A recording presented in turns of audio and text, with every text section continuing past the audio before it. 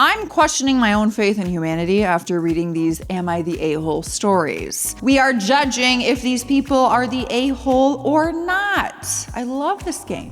First story, am I the a-hole for prioritizing my daughter's recital over a funeral? My daughter, 5 years old, had a dance recital on Saturday. Her dance studio scheduled everything a couple months ago, so my husband and I were prepared to attend. Last Wednesday, my father informed me his mother-in-law, his wife's mother, had passed away and the funeral would be on Saturday. He said that he and his wife wanted me to attend with the family, but would settle for just me. I'll be honest, I didn't want to go. I didn't have a close relationship with my father's mother-in-law, and my kids saw her once a year at most, but I wouldn't mind attending if it wasn't for my daughter's recital. The funeral would take place in a different city, a very short flight away, which my father has offered to cover, so it wouldn't be possible to attend both the funeral and the recital. I offered my condolences, but said my daughter had a dance recital on Saturday, and my family would not be able to attend the funeral. My father said he understood why I couldn't take my children, though his wife was disappointed I wouldn't just tell my daughter's dance studio that there had been a family emergency. In spite of that, they both thought that I should still go on my own. They said that my husband could attend the recital on his own, that missing one of my daughter's events when I'm there for everything else wouldn't be a big deal, and that she's so young that she probably wouldn't remember it anyway. She would have more recitals in the future, but the funeral would only happen once. I stood my ground. Saturday came, I attended my daughter's dance recital. Both my father and his wife were radio silent all day, and I chose not to bother them. My father finally called me yesterday, and we had an argument. He said his wife was inconsolable because her mother loved me and my children, and it broke her heart that we weren't there to say our goodbyes. He also said that he was disappointed at how dismissive I had been with his wife and her family, and he couldn't believe that I had refused to make such a small sacrifice for someone who would drop everything to do the same for me. I continued to stand by what I said. I understand her passing was sudden and the funeral was rushed, but I had made a commitment to my daughter and I wanted to honor it. My father said that she should be old enough to understand that her mom had something more important to do. So, am I the a-hole? Get your initial thoughts in, because we do have an update. But how do you feel so far? On to the update. There are some things that I want to address before I move on to the update. There were two things that some people said that I still firmly disagree with. First, the claim that my father was asking me to support and I let him down. Based on his past behavior, he did not need or want my support. He wanted me to support his wife. He wasn't fond of his mother-in-law, and both my father and his wife have a long history of wanting me and her to be closer than we actually are. I am perfectly fine with our current relationship, and I have no interest in bonding with her any further for a number of reasons. I'll take the opportunity to state that my father and his wife have been married for 6 years and together for only a little longer. I was already an adult when I met her, and we have never been close. I consider her extended family at best, and I do not consider her mother family. That is the main reason this didn't constitute a family emergency to me. I literally met my husband before I met her mother. I have told my father I don't really think of them as family several times, but he refuses to accept it. That leads me to the idea that I could have used this as an opportunity to teach my daughter that sometimes plans have to change and it's important to show up for family, which was the other claim that I disagree with. I agree it's important to teach kids that things don't always go according to plan, and realistically, I know I won't always be able to show up for my daughter. I have a career, another child, and other commitments that might need to take priority sometimes. This was not one of those times. I wasn't close with my father's mother-in-law, and I was absolutely capable of being there for my daughter. Now on to the actual update. I posted here because I wanted alternate opinions. I genuinely didn't know what to think about what I had done. As I've stated, there are things that were said that I disagree with, and I don't expect that to change. But I also agreed with some of you who thought that I was in the wrong. In particular, I agree I could have been more empathetic. I didn't send flowers or a card, and condolences are the bare minimum. I also completely disagree with those on my side who said they should have confirmed the date with me before scheduling the funeral if my presence was that important. I had no relation to the deceased. It wouldn't be fair for her funeral to depend on my schedule. Yeah, that seems weird to me. At first, I walked away from my original post almost as conflicted as I felt going in, but I definitely had a lot more insight. I contemplated the situation for a few days, and I managed to come to a few conclusions. I also ended up talking to a few people in my life. My husband was still very firmly on my side. My mother said that I could have been more sensitive, but also that she'd probably have done the same thing that I did. Then I talked to my younger sister, and it was during that conversation that I found out that not only had she not been pursued or pressured to attend the funeral, she hadn't even been invited in the first place. She had spoken with our father several times since his mother-in-law passed, but he hadn't told her about anything besides the fact that she passed away. I was the only one he expected to attend. I think that was my breaking point. Not to sound childish, but why is it always me? Why do I always have to be the one expected to drop everything? Why does my father feel the need to keep pushing his wife and family onto me and mine? So in the end, my main conclusion was that this wasn't just about the funeral. My father has always had unfair and unrealistic expectations of me, and I need to make it stop. I've decided to distance myself from my father and his wife for a while. I love him, but I need time, and he needs to accept that I have my own life. I'm also going back to therapy. I stopped a while ago, but I remember it helped. As for what will happen between me and my father, we'll cross that bridge when we get there. Whenever he's ready to have an honest conversation about everything that happened, he knows where I'll be. Overall, I've decided what I did was wrong, but I've also accepted that I would do it again. I don't remember all of my recitals, school plays, and events from when I was a kid, but I do always remember my mom was there for all of them. Even if I can't always be there for my children, they will always come first to me, and I'll make sure they know that. I want to know your thoughts. I want to know all of your thoughts. I agree. I pretty much agree with what people were saying in terms of your response could have been more empathetic. Maybe you could have sent flowers and said, "I'm sorry, I'm missing the day. I'm thinking of you today." For sure, there could have been something more there, but I don't know. Once you get all the other details, I think your decision is understandable. What do you guys think? Let me know. Next story. Am I the a-hole because I don't want custody of my sister's 3 kids? I, 29 female, have 1 kid, 11 female. My sister, who is 32 female, has 3 kids, an 11-year-old female, 8-year-old female, and 6-year-old female. Wow, y'all just be popping out girls. How fun. The oldest one is also autistic. About 3 years ago, my sister lost custody of her kids. The girls were split up in the system for a little over a year before our mom got custody 2 years ago. Over the last 2 years, the girls have really been thriving. They're happy, healthy, doing well in school. Recently, my mom got some unexpected health issues that are severely impacting her mobility and energy. There is no cure. She called me last week to ask if I would take the girls so they aren't split up in the system again. My heart sank. I love my nieces, there's no denying that, and my daughter loves her cousins. The kids do all get along great. They live on the opposite side of the country, but I visit whenever possible. I'm always planning all sorts of activities and experiences for them and encouraging them to pursue the things that they love. The oldest loves art, the middle loves gymnastics, and the youngest loves Pokemon and video games. I plan things that we can all do together, and I make sure that they each get one-on-one time too. I would die for these girls, but I just don't have the means to care for all of them full time. My husband and I are considered a low-income family. After a decade of saving, we finally bought a small 2-bedroom townhouse, but there's barely enough room for the 3 of us, let alone another 3 kids too.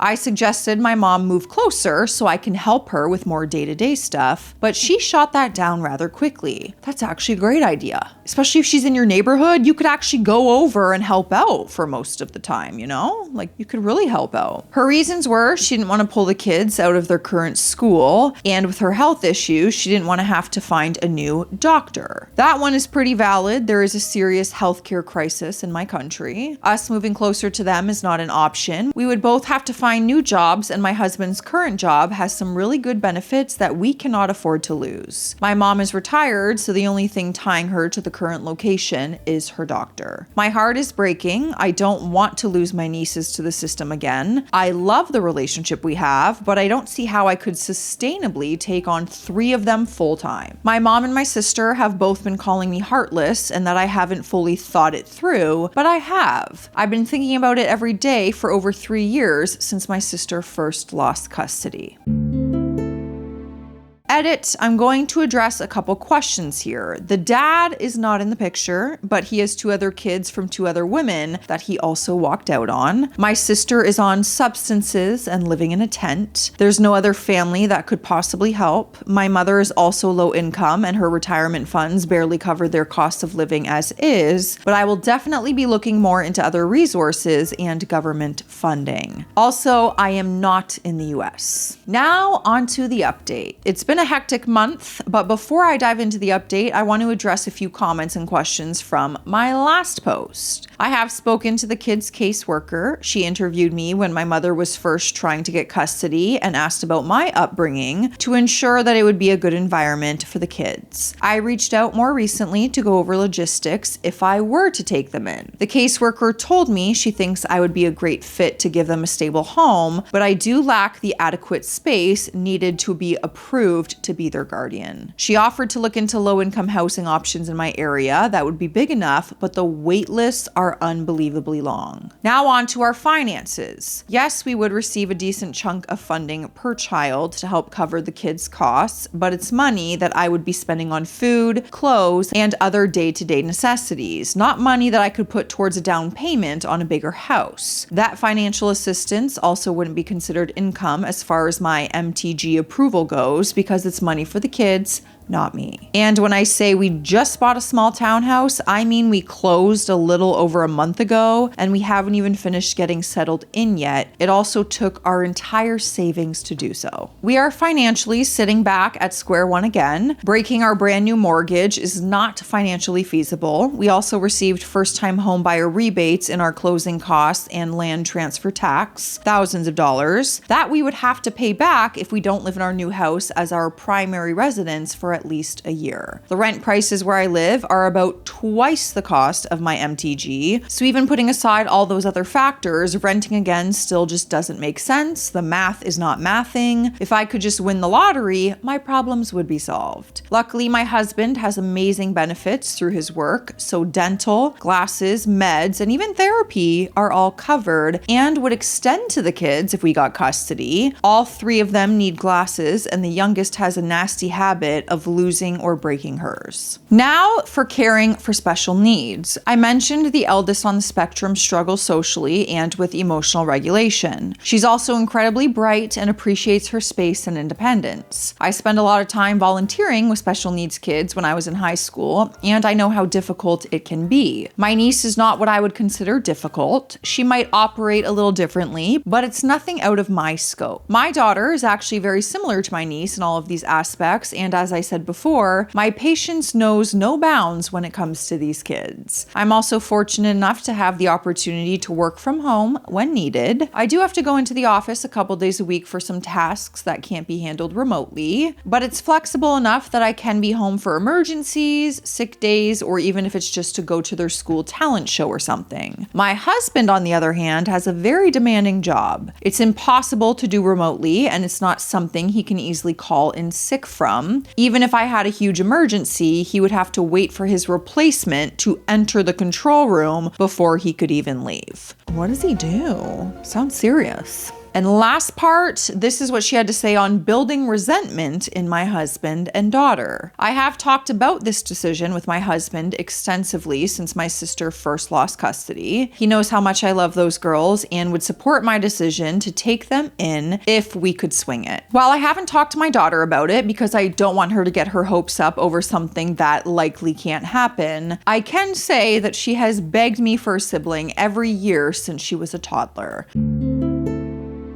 She's had a really hard time with bullies at school, and her cousins are her best friends. She would happily welcome them all in with open arms, even if it meant being cramped in one room. Now on to the update. My mom and nieces are currently visiting me. We're camping just outside my city, and we seem to have found our compromise. My mom is going to take the year to scrape together what money she can for a down payment to move closer to me. She's also going to ask her doctor about referrals to a doctor in my city. In the meantime, I've offered to take the girls during major school breaks like summer, spring break, and Christmas. The house will still be very cramped during those 2 weeks, but we spend the majority of the summer camping anyway, so the tight quarters aren't for very long periods of time. My husband has offered to work as much overtime as he's allowed to help us replenish our savings and hopefully get a bigger place when it's time to renew our mortgage. My work won't let me do any overtime. My sister found my original post.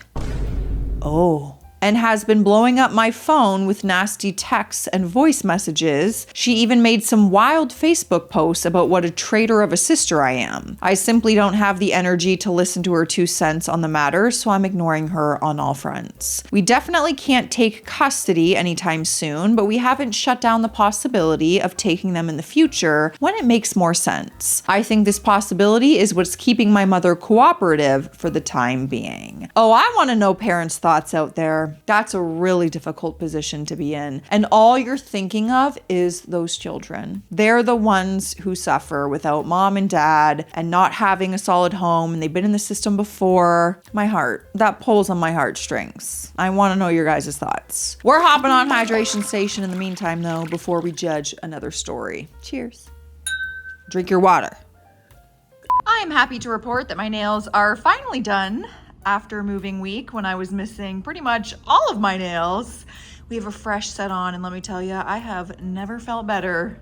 Back to myself. Isn't that right, Lila? Do you like them? Okay.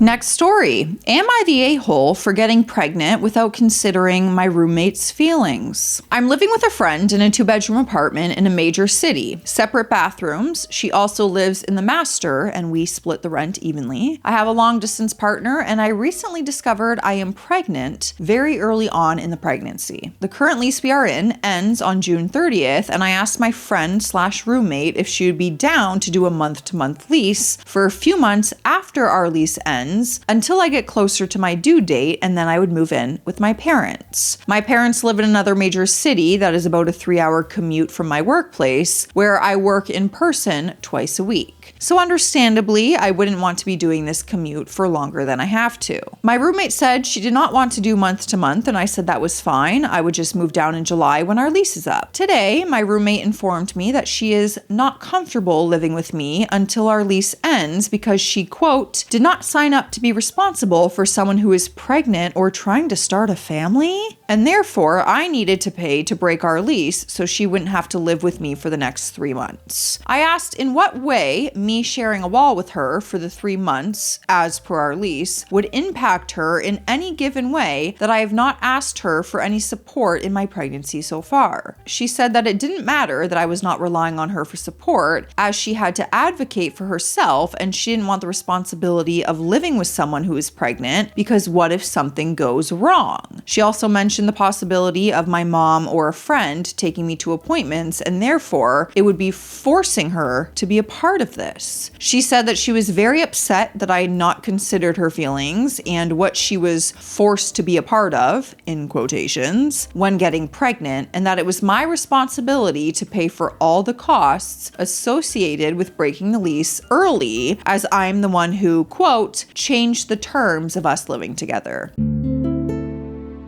To be clear, I am not, nor have I ever asked her to live with me close to my delivery or after I give birth. It's just until the end of our lease, at which point I would only be 4 months pregnant. She said that this was unfair and selfish to ask of me, and that she was disappointed that I didn't have the capacity to put myself in her position and think about how my pregnancy would affect her. She does have previous trauma relating to pregnancy that did not end up going to term, to be fair. her. I told her I was okay with never mentioning my pregnancy to her or asking anything of her, but she insists that it's still unfair for me to ask that we finish our lease because I will still be pregnant and it will still be so hard for me to move in June. So therefore, I have to pay thousands of dollars to break the lease early. Am I the a-hole for asking to finish out this lease for the next few months and forcing my roommate to coexist with me while I am early in pregnancy, given I did not consider how this would affect her and the potential liability she would have if I live with her while pregnant? Also, am I the a-hole here for asking that we split the costs of breaking the lease, given that she is the one that no longer wants to live with me? Edit. My partner and I were not long distance when we first started dating, but he's currently living out of state working and finishing his MSc. He has a 3-year contract at his current job that ends next June and has already made arrangements to work and study remotely part-time, close to my due date and after the baby is born. I also want to clarify that when I asked her if she'd be willing to continue our lease month to month after June, I just meant for a month or two, not all the way up to my delivery date. And when she said she wasn't comfortable with me doing so, I accepted her no, and I didn't press as I completely understood. I just never foresaw her having such an issue with just riding out our current lease for the next few months. The pregnancy was unexpected and unplanned, and I found out that I was pregnant on Sunday. I've been weighing my options whether to terminate or continue the pregnancy given the situation. My partner and I decided to move forward with the pregnancy, but that isn't something that I've shared with my roommate yet, and I certainly won't now. So as far as my roommate is concerned, she doesn't even know if I will be pregnant for the next 3 months. I feel like if your name's also on the lease, you don't have to move anywhere. So if she wants to break the lease, she can. But why does that mean you have to break the lease? Why? Why would they do this? We do have an update though. I took the advice of a lot of you and I told my roommate via text, so I could have it in writing, that I would not be leaving the apartment until our lease ended on June 30th. I told her if that she felt uncomfortable, that was on her to manage and she was welcome to make arrangements with the landlord. In response, she just said thumbs up emoji, which viewers will recognize as a Gen Z FU. After I stood my ground, things at the apartment were tense. I spoke to her in person only once more when I asked if she would move her car so I could put the trash bins out. She said that she would do it and then she didn't, leaving me to scramble to get the bins out in time the next morning. She also routinely had guests over, in particular one former friend of mine that I had a falling out of, to antagonize me. She also replaced all of the pictures of us in our apartment with pictures of her and this former friend. This girl is not your friend, man. You can't sit with us! It's crazy. I forgot that she's not just a roommate. She's your friend also. Insane. Are you kidding me? If my friend got pregnant, we lived together? Bestie, this child is now mine. I'm on this ride with you. Are you kidding me? How fun. Crazy. I'll admit that I was petty too. I took my microwave and toaster out of the kitchen and I put up a single ultrasound picture in a common area. But I did remove it after 2 days because I felt bad. In general though, I stayed in my room 99% of the time that I was in the apartment and I did not see or speak to her again after early April.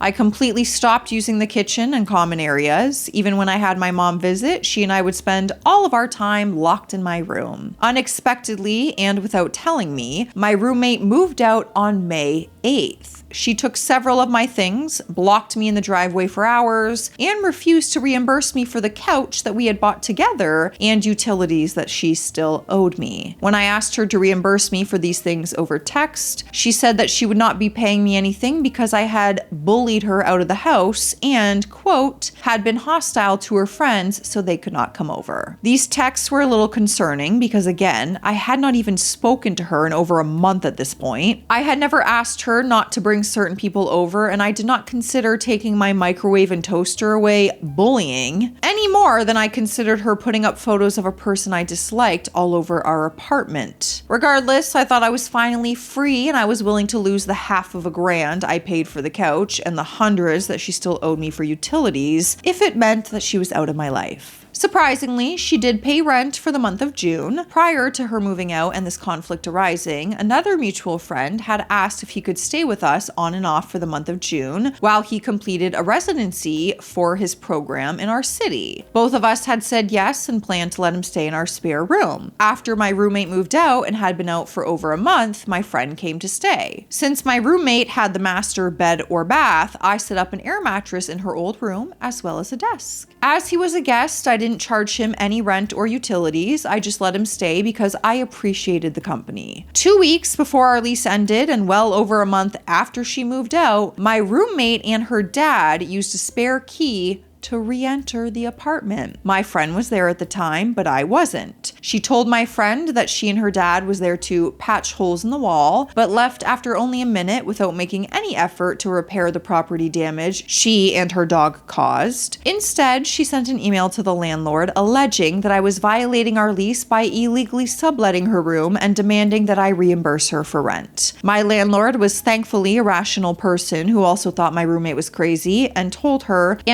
that any dispute was between her and I and that he would not be reimbursing her rent. Shortly after the landlord politely told her to screw off, she emailed me, CC'd her parents, she's 28 years old by the way, alleging that I had violated the lease and she had it on good authority that I had multiple people living with me for months, that my friend visiting was trespassing and squatting and was at the apartment illegally, and that if I did not reimburse her for rent for the months of May and June, she would be escalating the matter. Unfortunately for her, I too am an attorney who evidently paid much more attention in tort and property class than she did. I read through the lease and I saw that it did not proscribe guests, but did limit occupancy to 2 adults who are not leasees at one time. A violation of this portion of the lease entitled the landlord to raise the rent, but did not entitle co-leasees to any liquidated damages for the breach. I wrote her a very strongly worded email in which I detailed that I had not broken our lease. She had suffered no damages. My friend was not trespassing nor squatting, as he had my permission to be there. And I was co-tenant that had the right to possess the entirety of the property, and that I would therefore not be reimbursing her for absolutely anything. I also included texts of her agreeing to reimburse me for the couch, admitting that her dog had destroyed the property, and giving me permission to have guests, including my friend in question, over any time. Finally, I defined reproductive coercion and abuse for her, and I told her that her actions were essentially an attempt to coerce me into an abortion and then abusing me financially when I refused to terminate the pregnancy at her request.